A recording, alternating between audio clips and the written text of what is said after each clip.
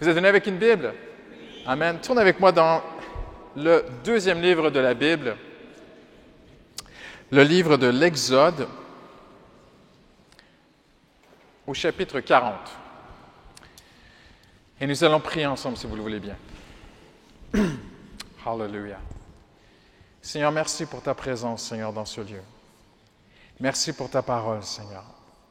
Saint-Esprit, sans toi, mes paroles tombent par terre, mes paroles n'ont aucun poids, Seigneur.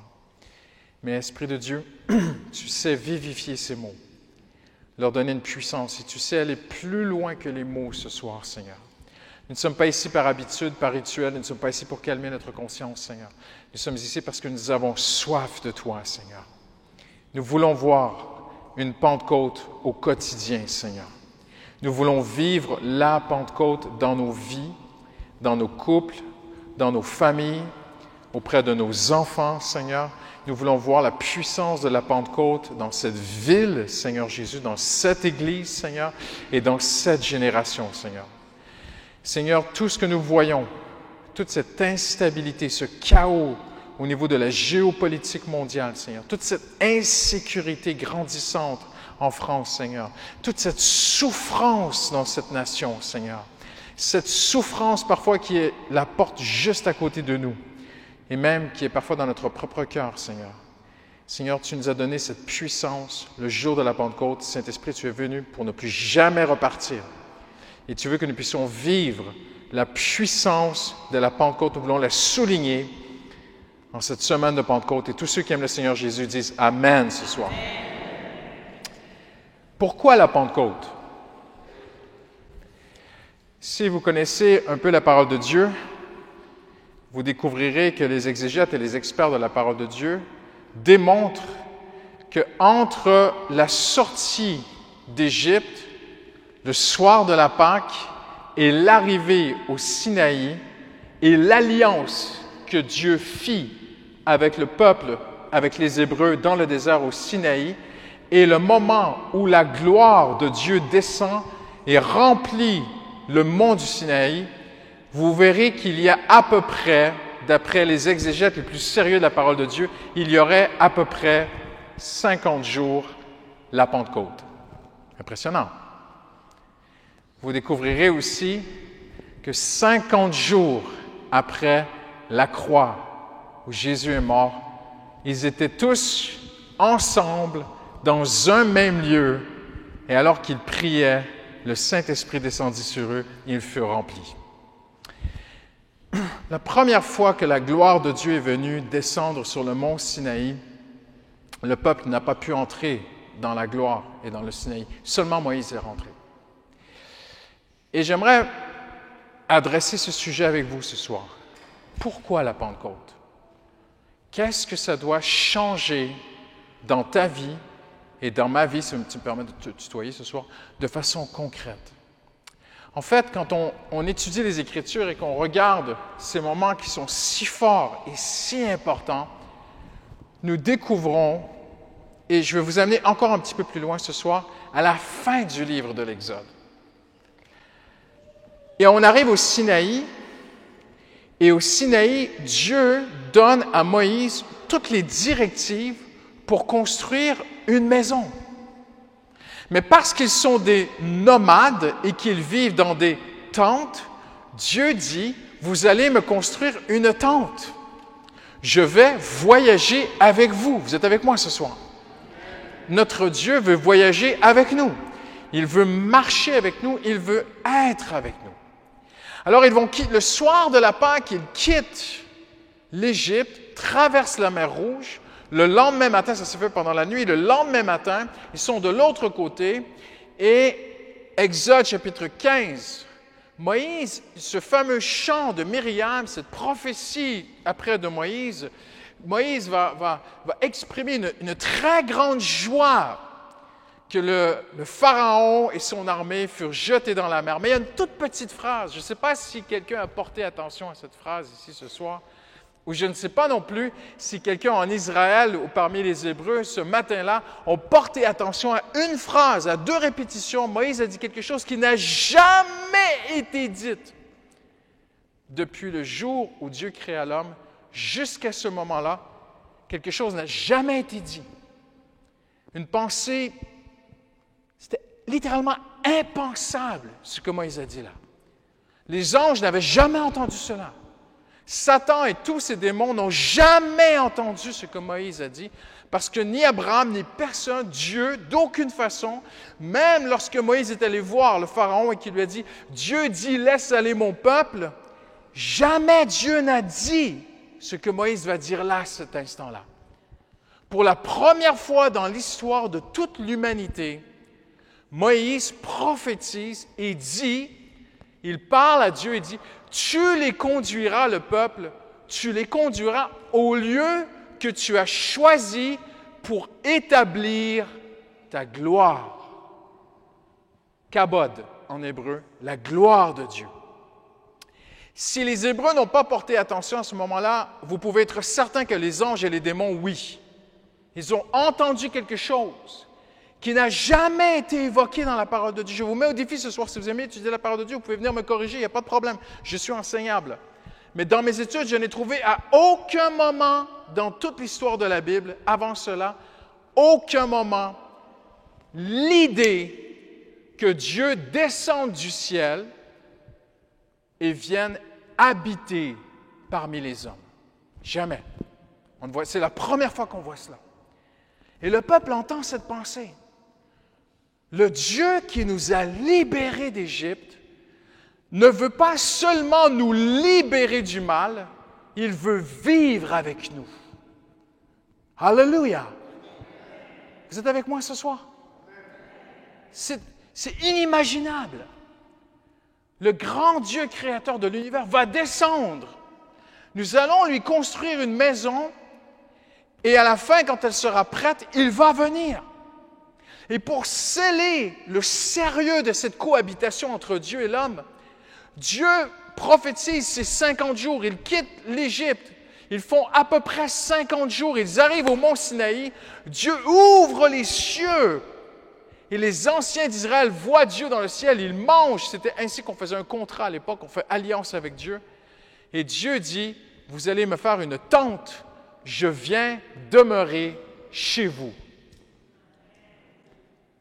Imagine ce soir, tu rentres chez toi et tes voisins voient la nuée descendre du ciel, la colonne de feu, ça ferait du bien à la France, hein? Et ils se retournent et disent, mais Dieu habite chez ma voisine. C'était ce que Dieu avait promis. Alors Moïse construit le tabernacle. Il fait exactement tout ce que Dieu a demandé. Il prépare l'arche de l'Alliance, la tente, le parvis extérieur, la cuve pour se laver, l'autel des sacrifices, l'autel des parfums, l'entrée dans la maison de Dieu, c'est la tente de Dieu. Et on pourra y entrer, pas tous, personne ne peut y entrer, seulement les sacrificateurs, les Lévites pourront entrer là. Et là, ils vont faire des parfums qui représentent la prière des saints dans l'Apocalypse. Mais ils ne pourront pas entrer dans le lieu très saint, où il y aura le trône de Dieu. Si on ne vous a jamais expliqué, en fait, l'arche de l'Alliance, c'était le trône de Dieu parmi les hommes. Dieu dit, c'est de là que je parlerai. Donc, c'est comme Dieu dit littéralement, je m'assoirai sur l'arche de l'Alliance, où il y a le propitiatoire, où le sang, une fois par année, était entré et déposé un peu là, par le grand sacrificateur. Et Dieu habitera parmi les hommes. Maintenant, mes chers amis, j'aimerais vous mettre en contexte ce soir. Moïse va faire tout cela, et à la fin, la Bible dit, il fit tout ce que Dieu lui avait demandé, comme Dieu l'avait demandé. Et regardez la scène. Moïse a terminé, il a oint, il a même mis de l'huile, ça veut dire, l'huile représentait la faveur de Dieu sur quelque chose. Donc, Moïse met l'onction, il met la faveur, il prononce que la faveur de Dieu c'est oint, c'est à part, c'est consacré à Dieu. Moïse se retire, il a tout préparé, tout mis en place. Et regardez la scène. Dès qu'il a terminé, la Shekinah, la nuée, la gloire de Dieu descend. Et deux mots pour nous ce soir, deux mots qui sont pour toi en Jésus-Christ. Et la gloire de Dieu couvrit et combla le tabernacle. On va le lire ensemble. Vous voulez bien? Regardez avec moi Exode, chapitre 40.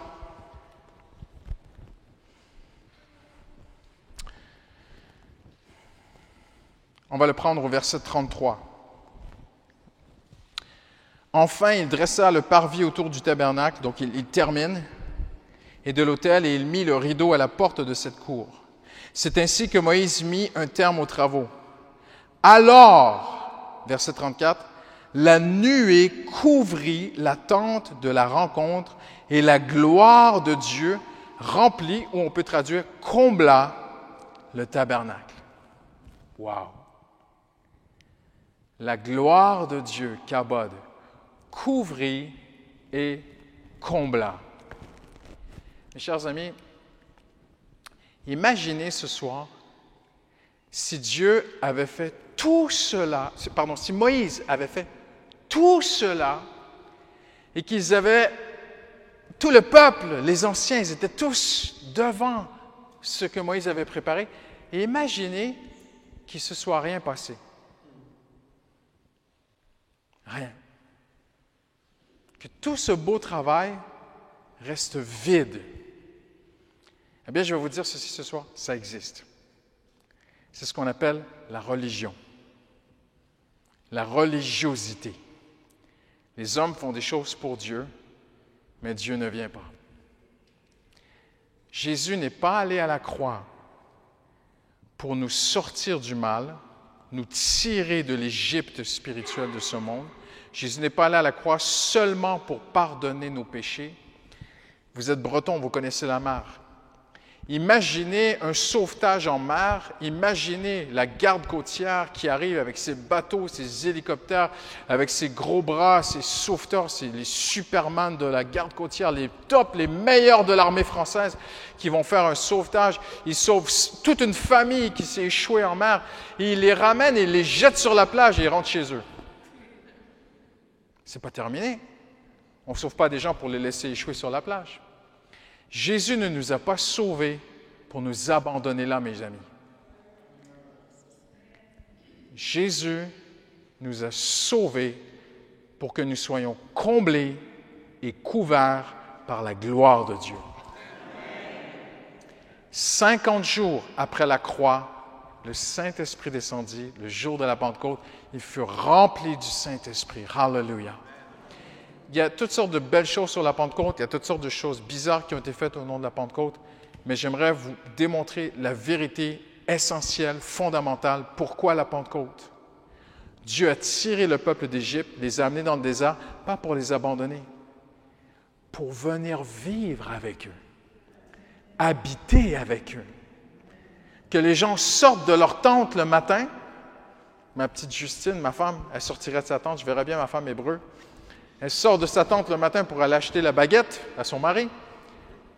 Et elle regarde à droite. Ah, la gloire de Dieu est là. Ça devait être beau, hein? Ça fait rêver, hein? Imagine demain matin, tu te lèves, tu regardes au bout de la rue. C'est bon, Dieu est toujours là. C'est comme ça que les gens vivaient. Dieu ne les a pas sortis d'Égypte pour les lancer en Canaan, leur envoyer un ange pour leur donner une belle vie terrestre. Tu auras ta maison, tu auras ton jardin, je paierai tes notes, il n'y a pas de problème, je te guérirai, tu auras la santé, tu auras des bonnes finances, ta femme, tes enfants, tout ira bien, mais il y aura un vide dans ta vie. Dieu ne sera pas là. Dieu ne nous a pas sauvés pour ça, mes amis. Dieu nous a sauvés pour nous combler et nous couvrir de sa présence. Vous êtes avec moi ce soir? Amen.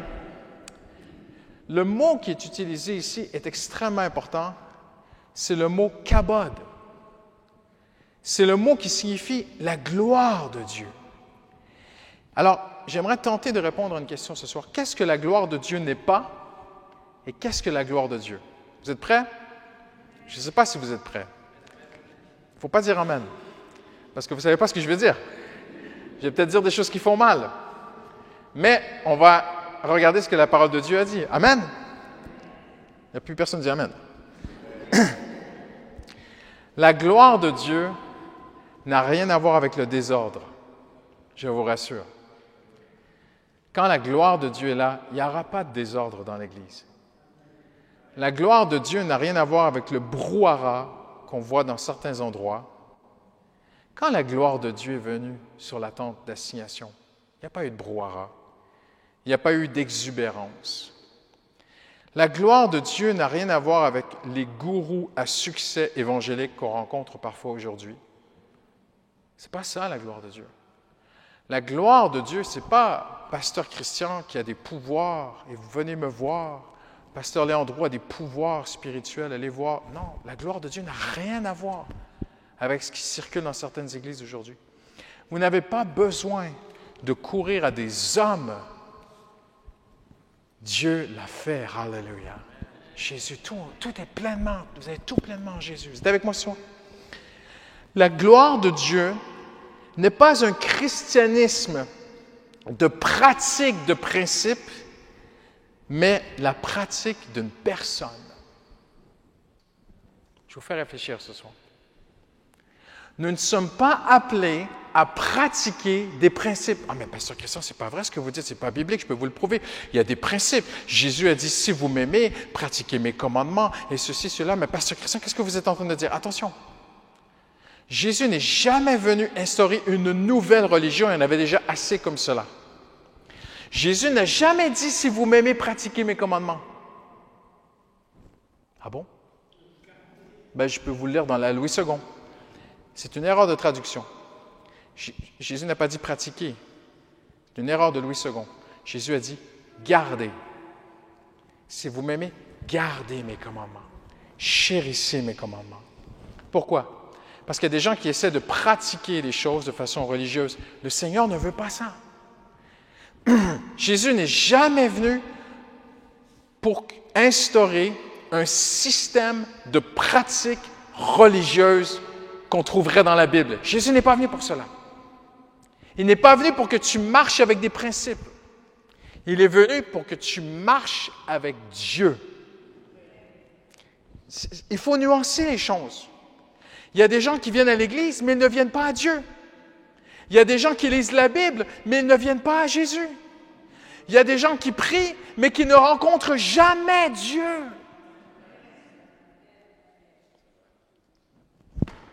J'ai raison, j'ai raison. Tu es avec moi? Je suis désolé, je bouscule un peu les choses. Pour ça, je suis qu'un invité. La volonté de Dieu n'est pas que je pratique des principes, mais que je pratique une personne.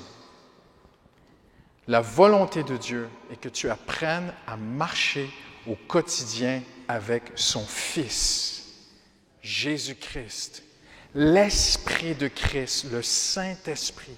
La Pentecôte, c'est le Saint-Esprit qui vient dans ma vie et je marche avec le Saint-Esprit jour après jour. Ne vous inquiétez pas de ce que je suis en train de dire.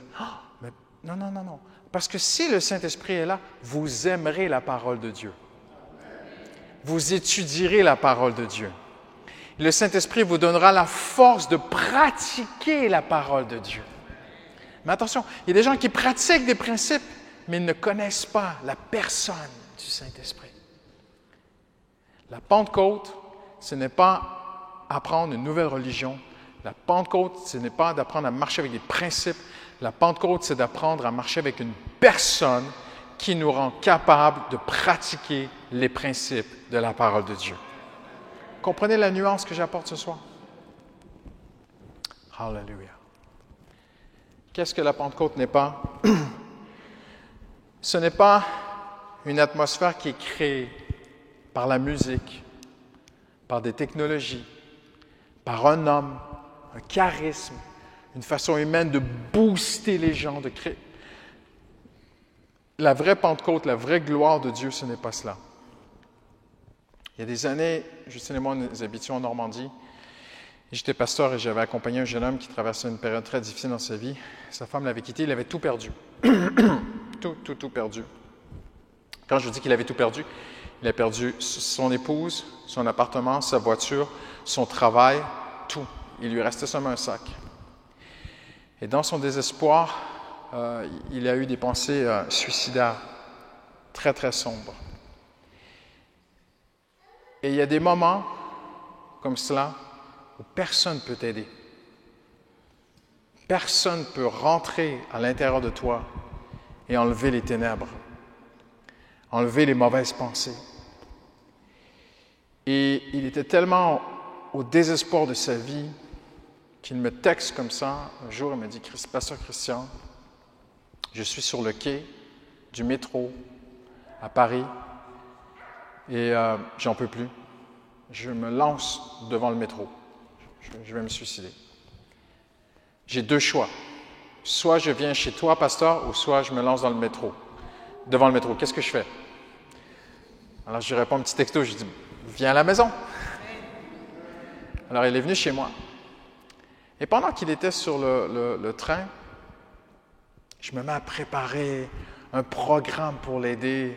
On fera ceci, on fera cela, on priera ensemble, on lira la Bible, je ferai ceci, je ferai cela, je l'aiderai ainsi, je ferai ceci. Et le Saint-Esprit me parle. Et il me dit, « Mais tu te prends pour qui, Christian Robichaud? Amène-le à moi. » Alors il arrive chez moi et je lui donne des bottes, une paire de bottes en caoutchouc.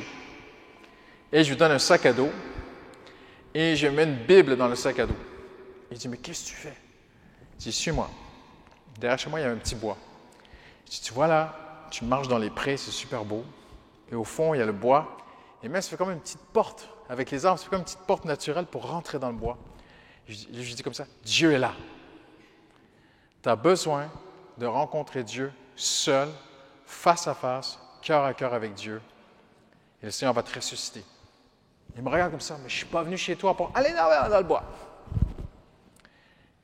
Il va dans le bois, 1 heure, 2 heures, 3 heures passent, le soleil se couche, et ma fille, à l'époque adolescente, vient à la cuisine et dit, « Papa, mais Mathieu, ça fait des heures qu'il est dans le bois, il ne revient pas. » Et j'ai un coup de peur, en fait, dans mon esprit, comme une pensée du diable qui vient, je le vois pendu dans le bois. Parce qu'il était suicidaire, attention. J'ai pris un risque dans ce que j'ai fait. Et je me dis, il y a une parole qui me dit, « Mais qu'est-ce que j'ai fait? » Alors je sors de chez moi, je me mets à courir pour rentrer dans le bois, et je crie, « Mathieu, Mathieu! » Et je vois Mathieu qui sort du bois avec un immense sourire et qui me dit, il dit, « Mais pasteur, pourquoi tu t'inquiètes? » J'ai dit, « C'est parce que le téléphone sonne que je m'inquiète quand je prêche. » Et il dit, « Pourquoi tu t'inquiètes? » Et je lui dis, « Dans le bois, j'ai rencontré Jésus, face à face avec le Seigneur. » Vous êtes avec moi ce soir? Ça, pour moi, c'est ce que la Bible appelle kabod, la gloire, la présence de Dieu. Une œuvre qu'un homme ne peut pas faire.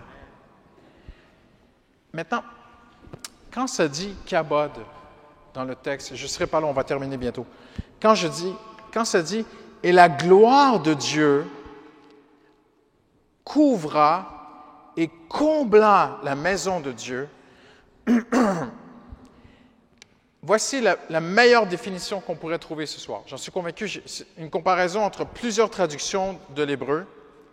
La gloire est une imposante, surabondante mesure de la majestueuse présence de l'Éternel.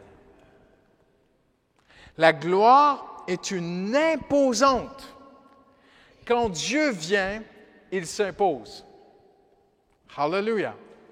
Vous allez dire, non, mais Dieu ne force pas. Non, non, Dieu ne force pas les choses. Dieu ne s'impose pas. Mais quand on l'invite et qu'il vient, il prend toute la place. Il comble ton cœur. Il enlève les pensées de découragement, les pensées sombres, les pensées négatives. Il enlève tout ce qui est négatif. Il vient, il change ces choses. Elle est surabondante. C'est une surabondante mesure de la majestueuse présence de Dieu. J'aimerais vous dire ce soir quelque chose de tellement simple. Quand Dieu visite un homme, l'homme sait que c'est Dieu qui le visite. Il le sait au fond de lui, que c'est le Seigneur qui le touche. Quand Dieu va te visiter, tu sauras que c'est Dieu. Alléluia. Pourquoi est-ce si vital, si indispensable que vous et moi, nous puissions vivre la Pentecôte au quotidien? Une vie où Dieu est avec moi, me touche, me parle, me comble et me couvre. Parce que Dieu, mes amis, se souvient d'une chose très importante. Dieu n'a jamais oublié Adam. Adam découvrit qu'il était nu. Ça fait un peu bizarre, hein? C'est comme si, alors qu'il était nu, il ne savait pas qu'il était nu. Et le jour où il a péché, ses yeux se sont ouverts, il découvrit qu'il était nu. C'est comme si péché nous rendrait plus intelligents. Vous êtes-vous déjà posé la question? C'est comme si, avant d'avoir péché, Adam était naïf, et une fois qu'il a péché, tiens, il est devenu intelligent. Ah, tiens, on est nu. C'est pas ce que le texte nous dit, en fait. Le mot nudité ici, dans l'hébreu, c'est le mot haïon, c'est le mot déshabillé. En fait, Adam et Ève découvrirent qu'ils étaient dénudés, en haillons, déshabillés. Ça veut dire quoi? Ça veut dire qu'il y avait quelque chose sur eux. Il y avait une présence dans leur vie. Ce n'est pas la nudité physique que le texte souligne, c'est la nudité spirituelle. Avant, la présence de Dieu était sur moi. Avant, la présence de Dieu était en moi. Avant, Dieu était avec moi. J'étais bien, j'étais complet, j'étais comblé, j'étais couvert. Alléluia! Et le jour où j'ai péché, j'ai senti la nudité intérieure et spirituelle. Fragilité. Adam s'est senti dénudé. J'aimerais vous dire ceci. Tous les êtres humains se sentent ainsi. Tu peux rouler. Si Dieu t'a donné une belle voiture de luxe, alléluia, amen, j'ai rien contre les voitures de luxe, mais il ne pourra pas te combler. Les gens aujourd'hui, sur Paris, on voit cela, hein, des gens rentrent dans des magasins, ils achètent des fringues à des prix incroyables. Ma fille travaille dans le luxe à Paris. Elle me dit, papa, je vois des gens qui viennent, ils achètent des choses, mais ils ont le visage tellement triste. Ils essaient de couvrir, ils essaient de combler. Une fille tombe dans les bras d'un gars, elle essaie de combler quelque chose. Une jeune femme donne son corps, je m'excuse, je vous gêne, mais c'est ça la vraie vie. Une jeune femme donne son corps à un homme, elle essaie de combler. Je me donne à lui, mais il va me protéger. Il va me couvrir. Il sera là pour moi. Mais lui, il a eu ce qu'il voulait, le lendemain, il est parti. Hein. Et on essaie de toutes sortes de façons. Le gouvernement va être là pour nous. Non, le gouvernement fait de son mieux. Je ne fais pas de politique ce soir, mais croyez-moi bien. Le gouvernement peut faire de son mieux. Il ne comblera jamais ici. Jamais. Ni l'argent, ni les amis, ni la carrière, ni le titre. Tu peux avoir un triple doctorat, mon ami. Je n'ai rien contre les triples doctorats, il n'y a pas de problème. Mais si tu veux avoir un triple doctorat pour combler, ça ne le fera pas. Seulement Kabod, la présence de Dieu.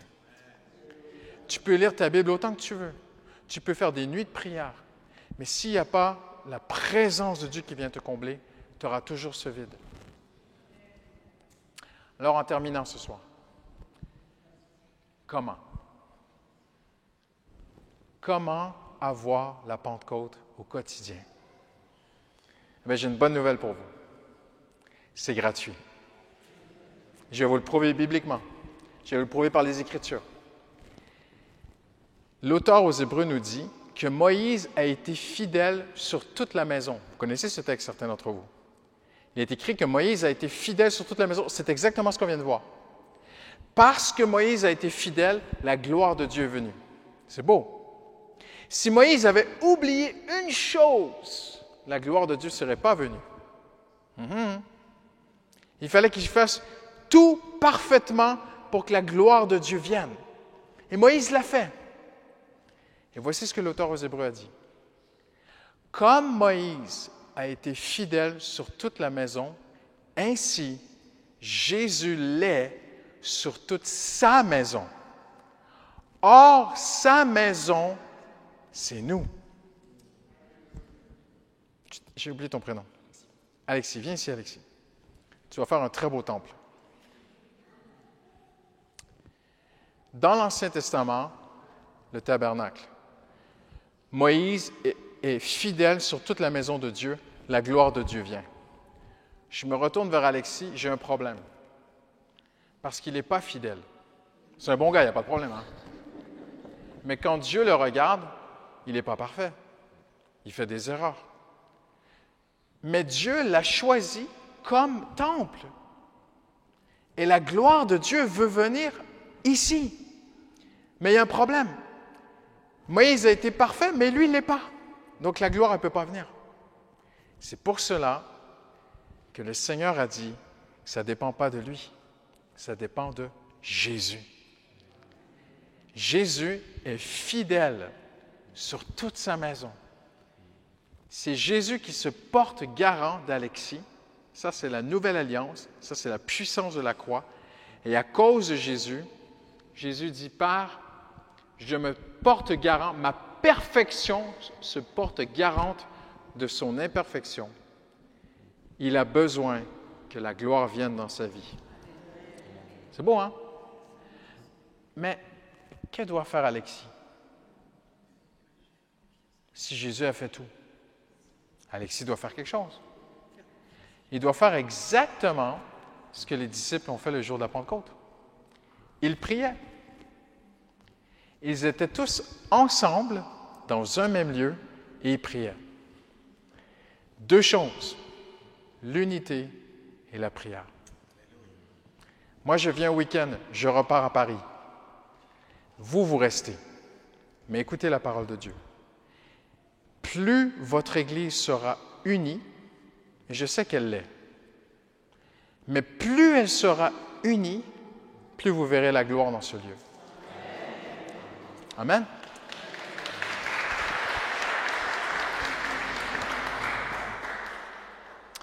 Alléluia. On va prier ensemble. On se lève ensemble en terminant ce soir.